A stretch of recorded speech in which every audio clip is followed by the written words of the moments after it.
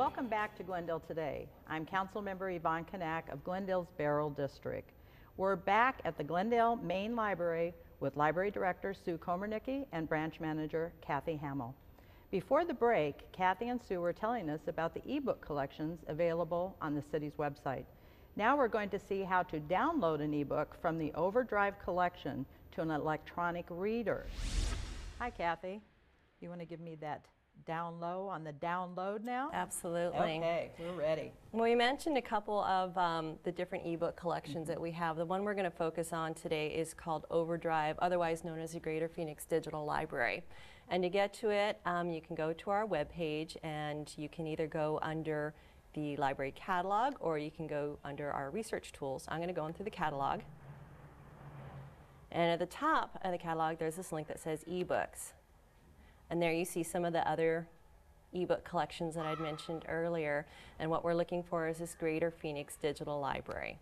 And you're going to hear that term interchanged with the word Overdrive. Overdrive is the vendor that provides this resource for us. The Greater Phoenix Digital Library is a consortium of several different library systems throughout the valley, and you can see the different cities listed across the top of the page there. There's Phoenix, Glendale, Mesa, Peoria.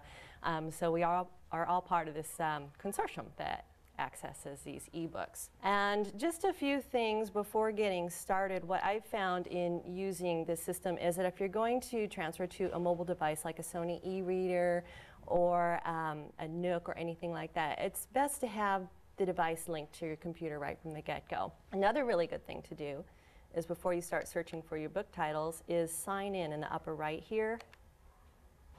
I'm going to click on that link. And it's going to ask me to select my library, so I'm going to select Glendale. And then it's going to want a card number. So if you don't know your card number, you're going to want to have your card handy because it's got the number on the back there. And then your PIN is the last 4 digits of your phone number. You click on Login. So now we're set. We're logged into the system. Now we can go any number of places. What it automatically does when you log in is it takes you to your digital account where it shows your book bag, lending periods, things you might have on hold. And I'll come back to that in a little bit. What I really want to direct you to is this section on the left where it says New to E-Media. That's a really good place to start because they do have this digital media guided tour. They also have help with using e-media.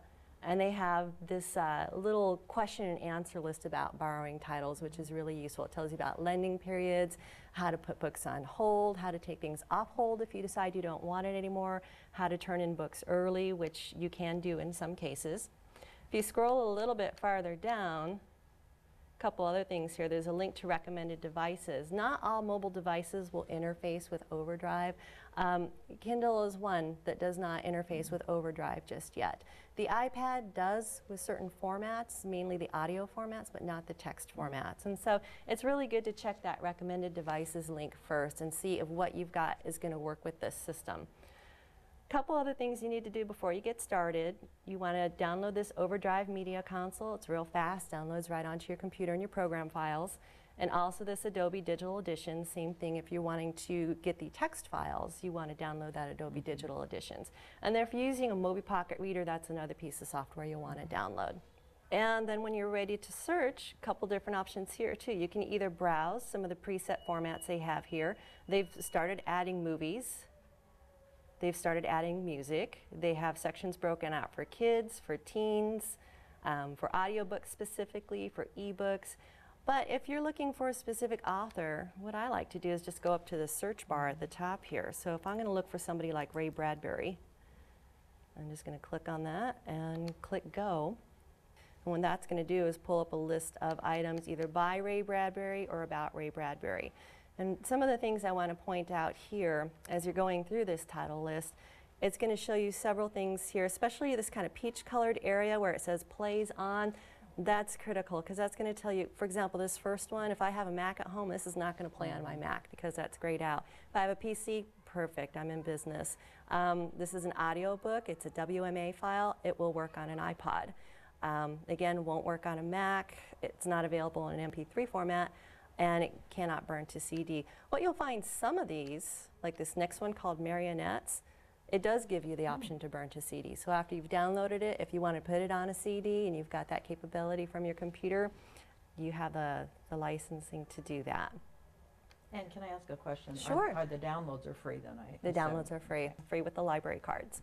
And then when you do find something that you want, let's see, I'm going to scroll through here, see if I can find some examples. If I wanted Fahrenheit 451, well, it looks like all the copies are checked out right now, and that's part of how Overdrive works, similar to a typical library. It has so many copies, electronic copies of a title. Let's say there are 5 of them. If all 5 are out, then they're not going to be available for checkout, similar so just to like a hard printed copy book. books, Exactly. same thing. Yeah, but you can place a hold on them, just like you do with a hard copy book. So if I were to place a hold on this, it's going to take me to the screen here, and I've already gone in and set up an email address here, and if that's the email where I want to receive confirmation when the book is available, I'll just hit place a hold, and it's all done. So then I can click here to return to browsing. Does it tell you how long the wait is? Do you have any idea? or It no? does not. Does That's not? the one Okay. thing that I've found a little tricky, is trying to anticipate how long the wait is. I guess it depends on the lending period, and each book has a different lending period. So if there were 2 other people ahead of me and the book had a lending period of 7 days, I could probably guess it's going to be 14 to 21 days before I get it. Okay. Now I want to find one that's actually checked in. So this one, Marionettes, if you see the link here where it says add to digital book bag, I'm going to go ahead and click on that. And then it gives me the option to check this out. I'm going to go back though, because really what I wanted to do is get a text format so I could show you how it transfers down to one of these e-readers. And since that's an audio file, it's not going to work with my e-reader here. So let me scroll down. Okay, so this title called The Playground is available in a text format, so I'm going to click on Add to Digital Book Bag. And materials will stay in your digital book bag for up to 15 minutes before they go back to the library collection. So what I'm going to do is I'm going to proceed to check out.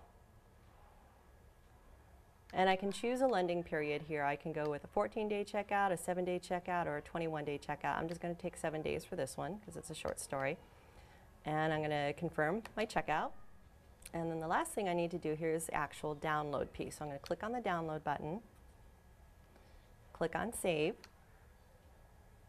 System's going to ask me where I want to save it to. I'm just going to put it in my documents folder. That's an easy place for me to find it. And at that point, I'm done. I've got my book downloaded onto my laptop. Now, as far as transferring it over to my device, I'll go to my documents folder. There's my title, The Playground. And now if you've set up your device software on your laptop, this should be automatic. So when I double click on The Playground, my e-reader library software should come up. If you look at that status bar, it's twirling away there. It means it's downloading. And there it is. Now I've got The Playground. And then once I've got that there, I go to my reader icon because it's locked into the computer here. Click on sync.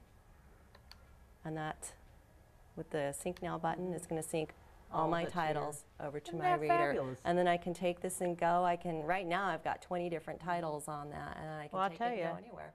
That makes it a lot easier for me because it's so daunting if you've never done it, but that's not bad. I hope, not yeah, I bad. hope people will see that it's not that hard to do and will start to use this new technology.